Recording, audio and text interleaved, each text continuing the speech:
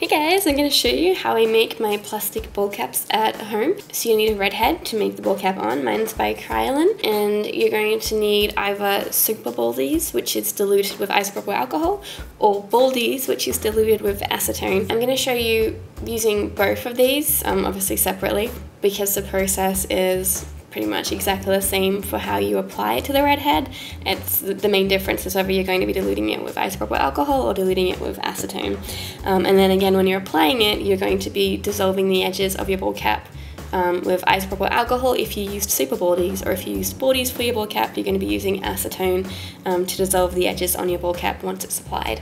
But otherwise, the way that you're going to be applying this is pretty much the same. I'm going to be using like a big ceramic cup to mix my Baldiez in with my acetone, because obviously you don't want the acetone to be touching anything plastic because it will melt it. And also I'm going to be using the same cup when I'm making a Super Baldiez ball cap to mix it in with isopropyl alcohol, and just like go like a wooden tongue decompressor to kind of mix together, and a household sponge to apply it. If it's a new red head, you'll need to sand it down as it comes with a serial number and a ridge on it. First, you need to apply a thin layer of Vaseline over it so you can easily release the ball cap at the end. When using Super Baldiez, I dilute it about 1 part Super Baldiez to 1 part isopropyl alcohol, and that enables me to sponge it on quite thickly. You can dilute it more than that, but I wouldn't suggest going more than 1 part Super Baldiez to 4 parts isopropyl alcohol. You can cut your sponge up to make it an easier size for applying the cap plastic. Sponging it on can produce some bubbles, but I will be turning the ball cap inside out before I apply it on my model to get a smoother finish. And once your layer is dried, you'll want to apply a layer of translucent powder. This will enable you to see any places that you've missed when applying the next layer, and I ended up applying about 6 to 7 layers of Baldiez on mine. Now to use Baldiez is the same process as using Super Baldiez, but you're going to be diluting it with acetone instead of isopropyl alcohol. And for Baldiez, I also diluted it about a 1-to-1 ratio. I did use Baldiez in my application of it, which then turned into my Nux makeup as well, because I had a bad experience using Super Baldiez on the second time I attempted it, because I made my ball cap too thin basically, and then the alcohol activated paints and the hairspray in my hair just started to dissolve holes in the Super Baldiez. So I'm not sure if Baldiez is more resistant to dissolving under the influence of alcohol, but I feel like because it's diluted with acetone instead of alcohol, it might be a little bit stronger against that. But I'm sure if you made a thick enough Super Baldiez cap, it would still work well. Once you've finished your layers and it is dried to clear, you can begin to remove your ball cap from the red head. First of all, you need to powder it, as both latex and cap plastic will stick to itself and can cause issues if it won't unstick and tears your ball cap. Use your fingers to rub an edge up, this sounds weird, and then using a powder brush and setting powder, work your way underneath the cap and around the edges towards the center. If you want to store your cap on the red head, I would suggest powdering the red head first so it's not too greasy from any residual Vaseline. You can also cut the edges off your ball cap if you want. I just started doing it for this because the really thin edges were kind of folding in on themselves. I may have taken it off the ball cap a little bit too soon, but otherwise you can leave them there because they're going to be dissolved anyway, so it doesn't really matter how clean the edges are in terms of that. You can also airbrush on your Super Baldiez, but you'll have to dilute it 4 parts isopropyl alcohol to 1 part Super Baldiez, so it's a lot more diluted. I'm not sure about Baldiez of acetone, because I'm not sure if any parts of the airbrush are plastic, and then they could get eaten into by the Baldiez, so I'm just going to talk about the Super Baldiez instead. I did try airbrushing Super Baldiez on, and it started to form these webs in the air, because this airborne plastic particles coming around and connecting with each other. So obviously you're going to be breathing while you're doing this, and I can assure you that breathing in this plastic is not good for you. It's actually very, very bad for you. You will need a full respirator that is equipped to handle that if you are going to be airbrushing it. And airbrushing can give you a really even coating and a smooth finish, like none of the air bubbles that you get from sponging.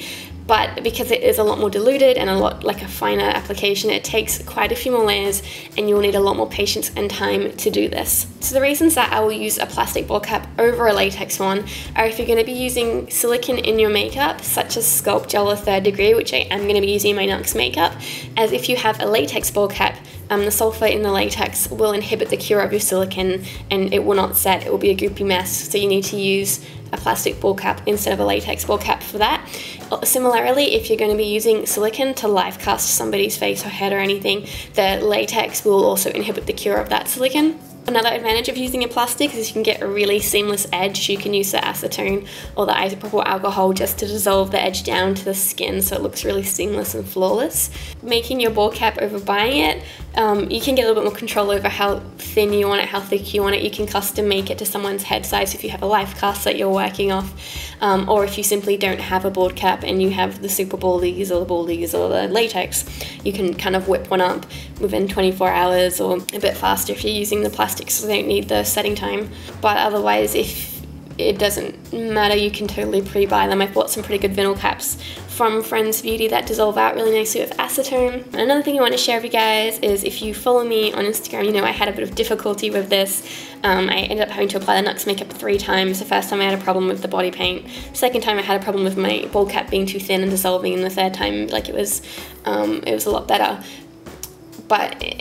But through that kind of learning curve and process of making my own bald caps, I was chatting to a few of my makeup artist friends about tips and what they use and everything. And I had this interesting conversation with Stuart Bray where he was saying that bald caps don't actually look like a bald head, which should be obvious, but I didn't really think about it, because if you have a bald head, you can kind of see the bone structure, the skull structure coming through because it's so close to the skin, and you can see the skin wrinkles and you can maybe see hair follicles or whatever it is. Whereas a bald cap is like really super smooth over like a layer of hair, and then sometimes the hair layer will show through, or sometimes it's just like, yeah, a really smooth surface, and it doesn't quite look like it's an actual bald head. If you are creating a bald head for the sake of it being super realistically bald, you can make an appliance to go over the bald cap, which then has the bone structure in it and which has the skin folds and wrinkles and everything in it as well. So that's kind of interesting. And a lot of people will use bald caps for also body casting, obviously, or to put underneath makeups that have like a cowl or whatever it is. So yeah, it's interesting. Another tip I'll give you is both the acetone and the isopropyl alcohol can be quite drying to your hands as you're using the sponge and making it.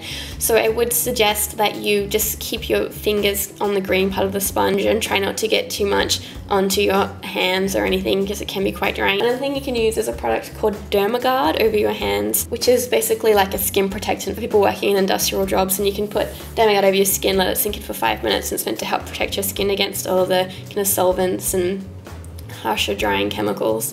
Another tip I'll give you is if you are using acetone, you can get cosmetic grade acetone, which is a little bit different from the industrial grade acetone from your pharmacy or chemist. It's a bit different from the stuff that you get in the hardware store, at least that's what I've read online. Now acetone is safe for skin use, but it is drying, so you want to limit it when you're making your ball cap to not try and get it on your hands too much, or they could dry out. Same with isopropyl alcohol, and again when you're applying it to your model, you want to make sure that you only use a small amount of acetone so you don't irritate their skin. And also it can be quite fumey, so you will want to have a well ventilated area, or even a respirator or something like that. Another tip, because I have so many tips. When you're building up your bald cap on your redhead, you leave the face part clear, because obviously you're not going to be putting a bald cap over somebody's face. So you can have a little patch within the face area that you build up as you build up the rest of the bald cap. So each layer, you put a layer over that. And then when you're getting close to being finished and you think you might have enough layers, you can actually peel off this little section you've done over the face, and you can see and examine exactly how thick it is, and that will give you a better indication on whether your bald cap is ready to be removed or whether you need to put some more layers over it. So I thought that was pretty cool and a pretty good idea, because once you've kind of removed it, it's a bit hard then to put more layers on. You're kind of like, oops, it's too thin.